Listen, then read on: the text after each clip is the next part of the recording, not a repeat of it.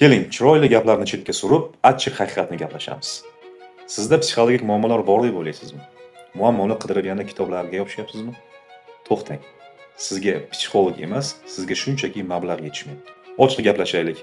Agar har oy hisobingizga 3-4 ming dollar tushib tursa, o'sha sizni qiynayotgan depressiya, surunkali charchoq, stress, panika o'z-o'zidan sizni tark etadi. Siz kasal emassiz. Siz shunchaki noqulaylikdan charchagansiz. Ertalab yurak tez urib, sovuq ter bilan uyg'onishingiz bu tushkunlik emas. Bu to'lanmagan kreditlar, tugamaydigan qarzlar va ijara haqqi nima bo'ladi degan savollarning aks sadosi. Sizning asabingiz yomon emas, sizning tanlovingiz yo'q.